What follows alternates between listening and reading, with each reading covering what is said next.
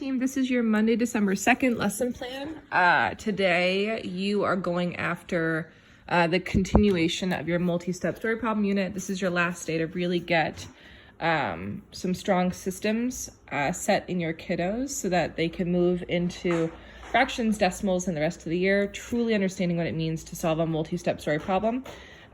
So today we're actually going after the same thing, making a plan. So our TTED today, and I'm gonna try and write while I'm on a couch. Your TTED today is today, tomorrow, and every day. I can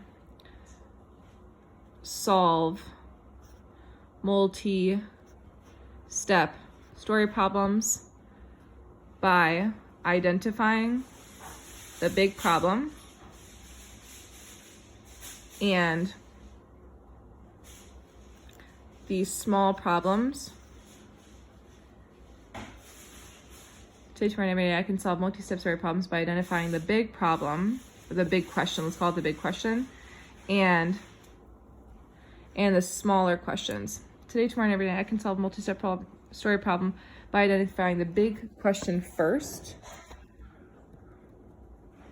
and then identifying the small questions required.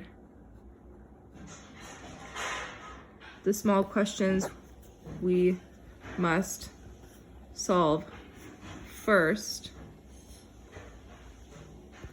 I can't spell first. To get to the big question. We're going to do that today. So this is your TTED, and here are some key scholar thinking questions or your criteria for success. This must be posted at the bottom of your visual anchor. So first, we'll call it big question. Ask myself, what is big question? Number 2 is small question. What is the big question? I'm gonna do 1, identify big question. 2, identify knowns and unknowns. 3, based on unknowns. Small question. What small questions do I need to answer first?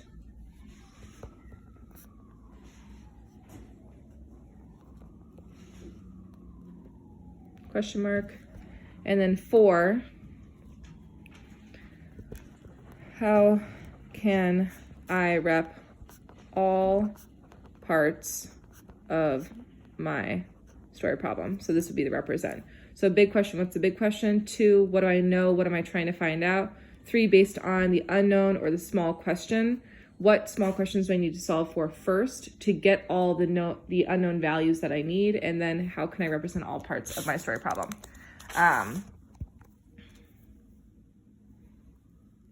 5, plan. So today we want kids to know they need to make a plan to be able to solve a multi-step story problem. And that means that when you're going through the sequence today, this is really up to you how you're going after it. But what you want kids to understand is there's some type of multi-step story problem that is challenging. They must go after, you can do B, Q, you can do whatever you need. There needs to be a knowns and unknowns section.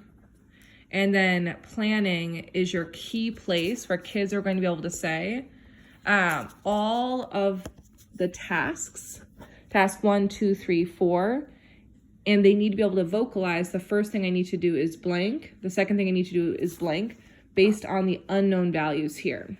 So big question, knowns and unknowns, and then planning to solve each small question as we go to reach the big question. There's nothing particularly new about today. Mario and his family went on the country fair. They bought 8 adult passes, 13 children's passes. What was the total cost for the family? So remember, the thing that you were actually going after today is circulating around and prompting kids. What is the problem asking you to do? And kids will say, total cost for the family. What in the story problem tells you that? You need to prompt and probe to get key scholar thinking or the most impactful scholar thinking vocalized by kids. So you really know, do they have the thinking skills to then be able to take all of this and create a plan that looks like, one, they need to find adult pass money, and they'll do that by doing 8 times 25. Listen to how I say this. 2, they're gonna find, this is me actually using words from the text, student pass money by, and I'll write little by's each time, by doing 13 times $19. I need to find total money, and I'm even going to code this big question. I'll code this small question, because I want kids to understand these 2 questions are important, because if we don't have adult pass money and student pass money, we can't find total family money. Today, it is crucial that you do 2 things well. 1, you are circulating and asking kids, what is the problem asking you to do? What in the story tells you that? Prompting them with impactful questions that elicit key scholar thinking without giving them any of the information. The second is ensuring that they understand the first thing they ask themselves is, what's the big question?